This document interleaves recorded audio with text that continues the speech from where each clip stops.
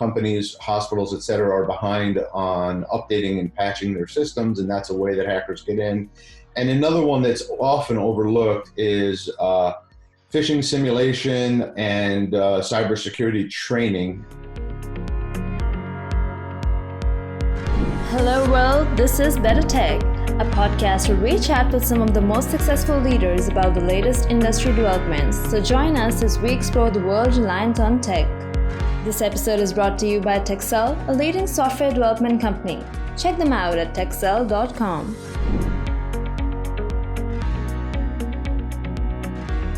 We're joined today by Rich Tehrani, CEO TMC, to discuss the impact of Covid-19 on cybersecurity and how companies can meet this challenge going forward. So welcome, Rich. Let's start this off with your introduction for our audience. Hi, my name is Rich Tehrani. I am the CEO of TMC. TMC is a media and conference organization. We educate business buyers on technology solutions they need to better run their companies. And we also put on conferences that do the same thing. So in light of the ongoing situation, how do you think this pandemic has impacted companies' day-to-day operations? Well, a lot of companies have been forced to rapidly embrace digital transformation by having workers work from their homes, those companies that are able to do so. So what's happened is a 10-year shift in digital transformation is happening almost instantaneously, and most companies haven't been prepared and are not prepared for the current situation they are in with their workers at home. Yeah. And can you also tell us a little bit about how you're seeing cyber criminals capitalizing on the coronavirus in their attacks?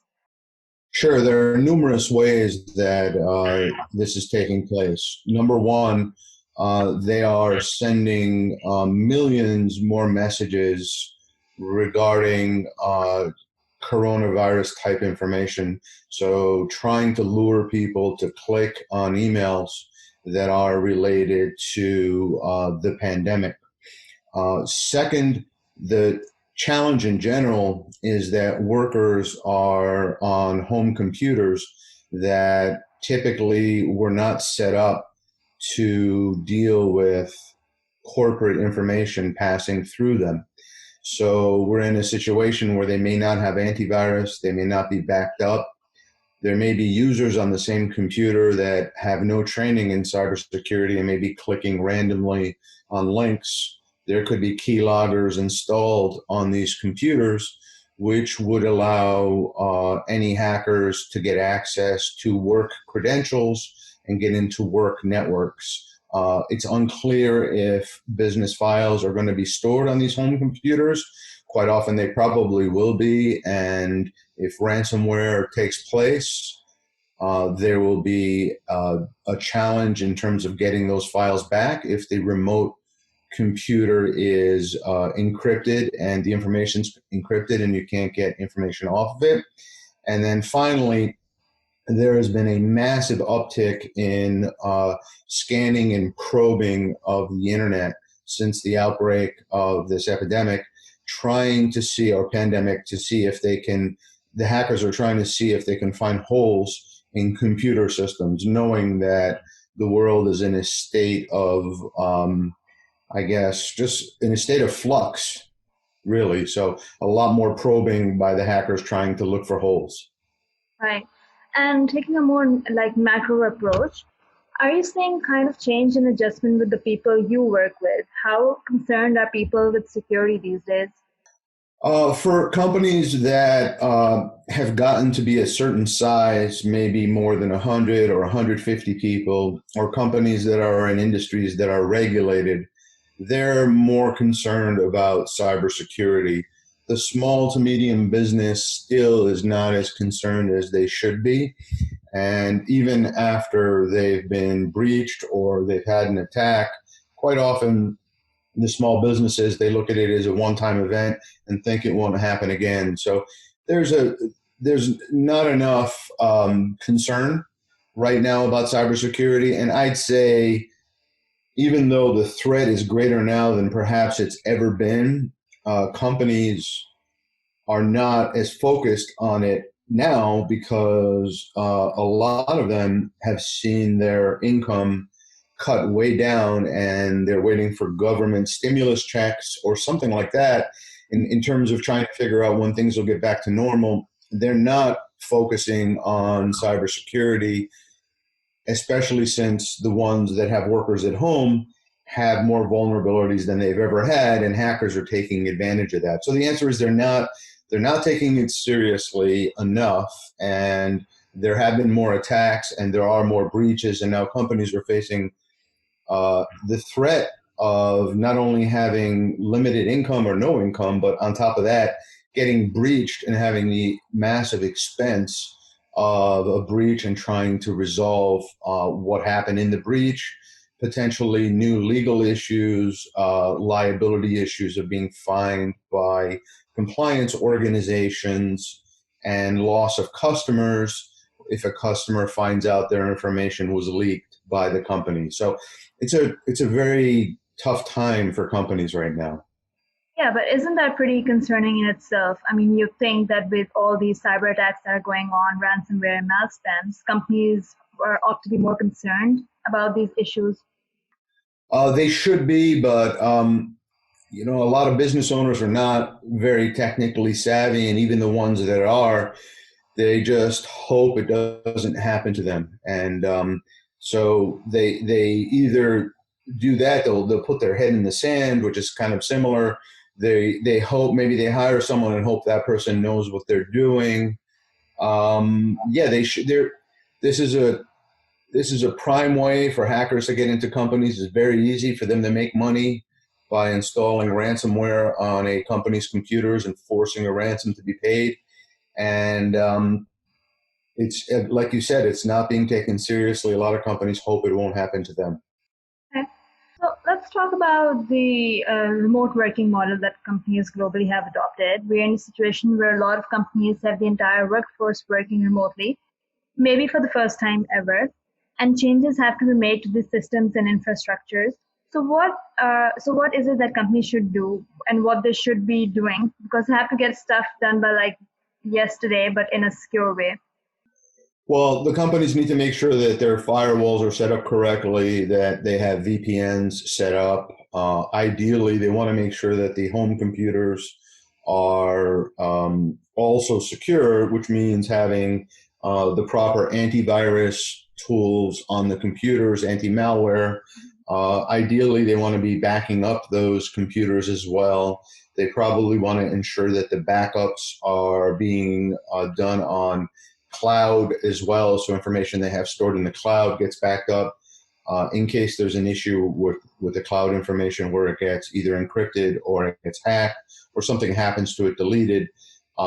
Basically, you've got to look at your business as kind of, it might have been somewhat easy to manage before this pandemic, but now you've got to look at all these new computers as ways to get into the corporate network, and you've got to think about every home computer as a potential access point for a hacker to get into the system and for a hacker to encrypt. And you have to take the steps to protect every one of those devices, whether they're mobile phones, tablets, laptops, PCs, etc. Yeah.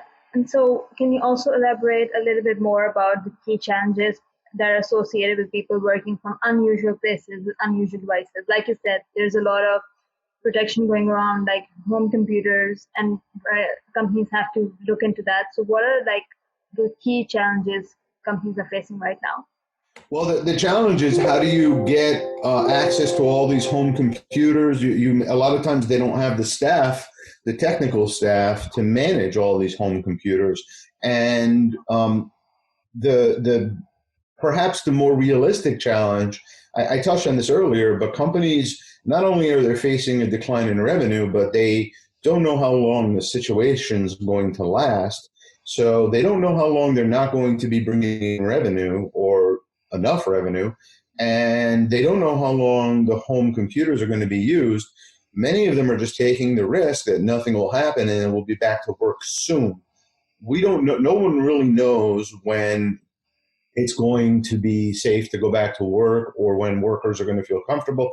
That's an unknown right now, and companies are not focusing on the home computers the way they should to be doing the things I outlined a few moments ago in terms of ensuring they have antivirus on them, ensuring that if they're working with a managed service provider, that the managed service provider is monitoring all the home computers, is checking them for viruses, is getting them backed up. So those are the kinds of things that have to get done whenever a computer is being used for work. But again, facing loss of revenue, facing uncertainty as to how long this is going to last, companies are not rushing to focus on spending in cybersecurity, whether it's focusing time and attention or money.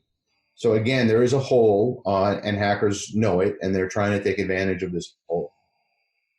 Is there an upside to this? Are there any security benefits from everybody working remotely? I'm going to say no. I don't think it's a benefit because as I mentioned earlier, the more disparate these devices are, the more BYO device, bring your own device, companies have to deal with, the more challenging it is for them.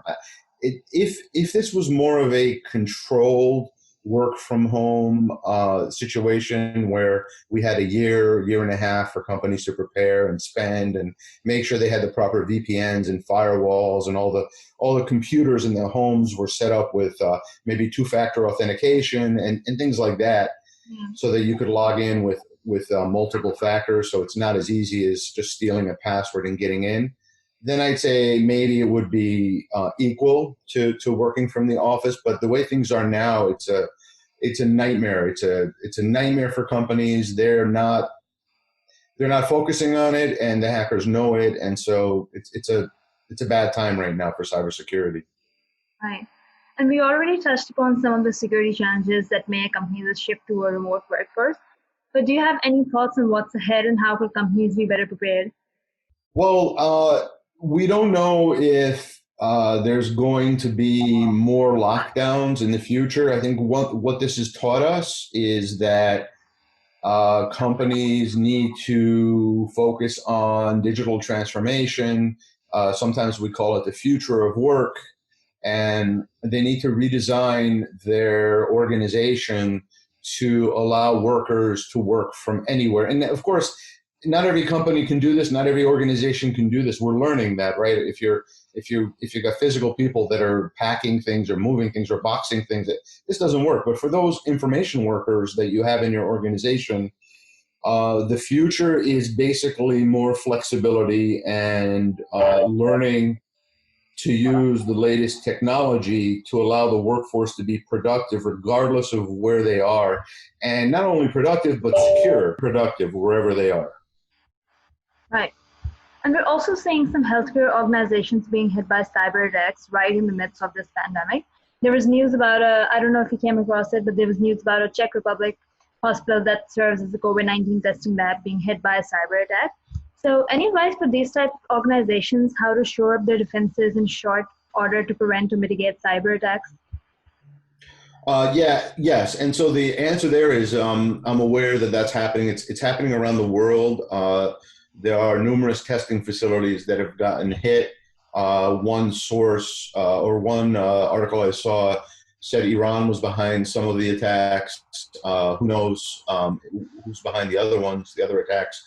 But it's cybersecurity is fairly consistent in that companies need to make sure that they not only have the technology and systems in place to ensure that they are secure, so the proper antivirus, the proper firewall configurations, computers and devices need to have the latest release. A lot of times companies, hospitals, et cetera, are behind on updating and patching their systems, and that's a way that hackers get in. And another one that's often overlooked is phishing simulation and cybersecurity training. And the idea there is ensuring that workers are educated properly so that they don't click on something inadvertently, and once they do that, they could let a hacker into the network, or install ransomware that locks up all the computers and makes them unusable. So those are the things you need, not just technology, but you need a culture of cybersecurity where everyone in the organization understands that they are one click away from taking down the company, the organization, the hospital, the medical clinic, whatever it is. Yeah, so you've mentioned all these things, and it sounds to me that it's not something that can be done overnight. It's possibly, we're talking months down the road. How far do you think that's actually mandated for the new normal? The upgrading all the infrastructure and, like you mentioned, a whole complete culture of cybersecurity training. If I'm a company and I have a business which I believe is going to be around past pandemic, and I want to make sure that I protect it, and I don't believe that I am protected today, the first thing I would do is, if I don't have the right IT team in my company or cybersecurity team, I would go out and hire a managed service provider that is top rated, that has good references, and I would bring them into my organization, and I would say, I need you to go through from the beginning of my technology in the office all the way out to my users. I need you to scan it and do auditing and documentation of what's happening on my network with my technology, to how to solve any challenges that I have, and then I would evaluate and make those investment decisions. Something like that could take a matter of months if you act on it quickly. Probably not less than a month and a half, if you urgently do it. And to be honest, now is the time to do it, because hackers are probing, like I keep saying, more and more. And if you don't have, like, for example, my media organization, we have someone whose part of his job is to go through and look at who is probing our company and trying to attack our company on a daily basis, and blocking those people or those IP addresses from getting to us. Right. That is something you need to do, or you need to have technology that does it for you in an automated fashion. You're probably not thinking about that, again, because you're thinking about your day-to-day. But if you think your company's going to be around after the pandemic's over, then now is the time to do these things. And the MSPs know it. They're working harder than ever as well, because they a lot of times are the organization that are helping a company transition from work in the office to work from home. Yeah, and I believe that in your experience so far, you might have come across organizations facing similar challenges. Can you walk us through a risk scenario? Sure. So the cost, if a company gets breached and they are subject to compliance, and really more and more companies are subject to compliance, they don't even know it, from PCI, if they take credit cards, to HIPAA, if they're medical. If you're publicly traded, you have numerous organizations that you need to be aware of, such as FINRA and others. You have to worry about getting fined. So things like, you have a breach and the organization finds out about it, the compliance organization, they fine you. So that's one thing to be concerned about. But from there, if you get hacked and the information gets out, you have to report it. Your customers find out that their information was leaked because of your systems getting breached. Now they potentially won't work with you anymore. You no longer are trusted by them, and they go to a competitor. Right. Then there is the lawsuits. Customers could sue you. There's class action lawsuits. Then there is the recovery and the forensics of trying to figure out who got in, what did they get, how much did they get, and if there are other implications as to what you need to do. For example, if a hacker gets in and steals credit card information, you may now be forced to pay for credit monitoring for all of your customers, or all the people that were in your database. And so there's a cost associated with that. And so costs for hacks for small businesses run from hundreds of thousands to millions of dollars, and they can take years to resolve. legal issues as far as you can, as long as the list of things you can conceive of, those are the legal issues you face. And companies who might have insurance, cybersecurity insurance, may think that they're covered. The cybersecurity insurance companies are getting really tougher and tougher to get money from, because they're writing their policies in ways that they don't want to have to pay out excess amount of money. So sometimes you'll get hit and you think you have security or you have insurance, but you don't, or you're not covered. And even if you are covered, then your concern is going to be, how much are my cybersecurity rates going to increase? So you really don't want to be breached for a long, long list of reasons. And those are just some. There are probably some I left out. You may have to now reconstruct your network. You may have to spend a lot of money on technology too that you weren't spending beforehand. Had you spent it earlier, you would be less likely to have been breached in the beginning. So that's just some of the costs that you have to worry about. Yeah, and I'm pretty sure every company would want to avoid that. So coming back to the ongoing situation in the road ahead, so business continuity-wise, is this going to have a huge impact, particularly from an InfoSec point of view? Or do you think we'll get in front of it and we'll keep making the right calls so that in the end, nothing really super bad happens? Well, I think, again, we're in a very difficult time right now for companies, because many of them are facing revenue uncertainty, and they may not have the money saved up or the line of credit needed to make investments in cybersecurity. So this is a major problem, and it's not going away anytime soon. It's going to take months, years. We'll see record numbers of breaches. We'll see record numbers of companies closing their doors, not just because of the pandemic, but because of the pandemic and getting breached. And at a certain point, they're going to look at the expenses that they have, and they're going to realize that between the uncertainty of the pandemic and I say pandemic, post-pandemic is going to be a challenge too, because we don't know if you're a restaurant and you're used to having 150 people on a typical night in your restaurant. Even if the pandemic's over tomorrow, we don't know how long it's going to be until you'll have 150 people in your restaurant again. It's unknown. These are so many unknowns. And then on top of that, you could have hundreds of thousands of dollars or millions of dollars of costs associated with a breach, knowing your cybersecurity insurance rates are going to go up.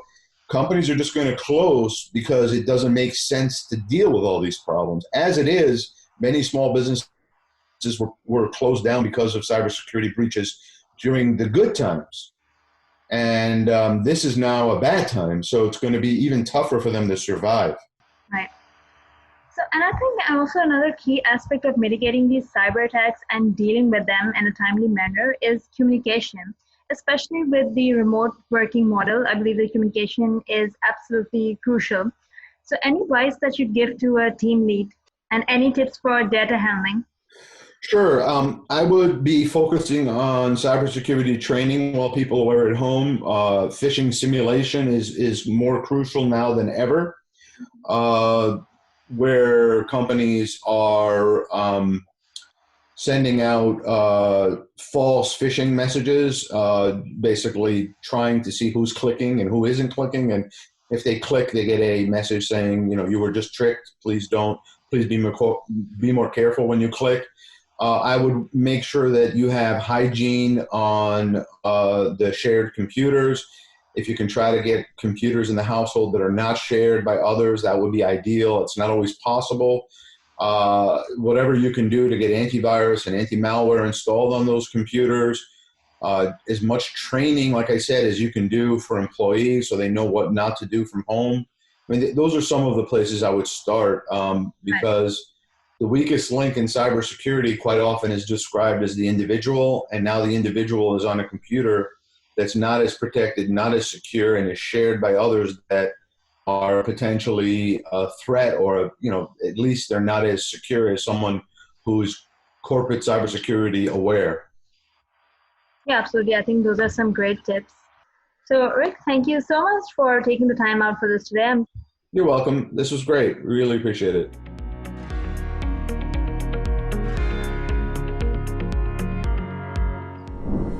Thanks for listening to this episode by BetterTech. If you enjoyed this podcast, give it a thumbs up and don't forget to share it across your favorite social networking platform.